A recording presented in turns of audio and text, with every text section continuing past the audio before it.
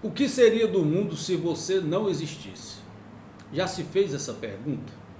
Eu estava refletindo essa semana sobre as dores e o sofrimento e como algumas pessoas, em função dessas dores e do sofrimento, acabam sucumbindo à tentação de pensar: poxa, seria melhor se eu sequer tivesse nascido. E aí, pensando nisso, eu lembrei de um filme espetacular chamado A Felicidade Não Se Compra, um filme da década de 50 que vale a pena assistir, em que o personagem, cheio de problemas, de contas e de dívidas, decide morrer, se matar. E aí, antes disso acontecer, um anjo desce para conversar com ele, e aí nessa conversa ele diz: seria melhor se eu não tivesse nascido.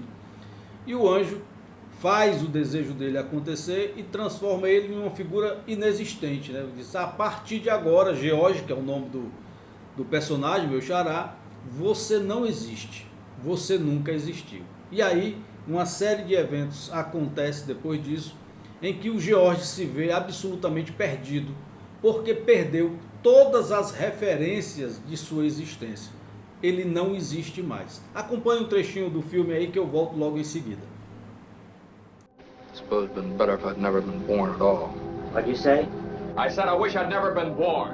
You've got your wish. You've never been born. You don't exist. You haven't a care in the world. No worries, no obligations. What do you want? Mother, this is George. I thought sure you'd remember me. George who? What else are you? What are you a hypnotist? No, of course not. Well, then why am I seeing all these strange things? Don't you understand, George? It's because you were not born. Well, if I wasn't born, who am I? You're nobody. You have no identity. Oh, what do you mean, no identity? My name's George Bailey. There is no George Bailey. You have no papers, no cards, no driver's license. You've been given a great gift, George. A chance to see what the world would be like without you. Bom, como o George não existe, né? O anjo atendeu o pedido do George, ele não existe, ele também não tem mais mãe, né? Não tem mais a mulher que amava e com quem ele havia casado, nem os 3 filhos que davam alegria à vida dele. George descobre, inclusive, que o irmão que ele havia salvado de um afogamento quando tinha 10 anos, morrera. Afinal de contas, ele não existia, não estava lá para salvar o irmão.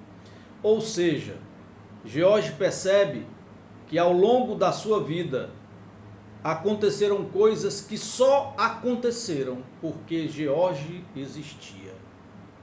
E aí eu lembrei de um trecho, e eu encerro com ele, de um livro chamado Em Busca de Sentido, do médico Viktor Frankl, que diz o seguinte: se liga aí. Quando o homem descobre que seu destino lhe reservou um sofrimento, tem que ver nesse sofrimento também uma tarefa sua, única e original.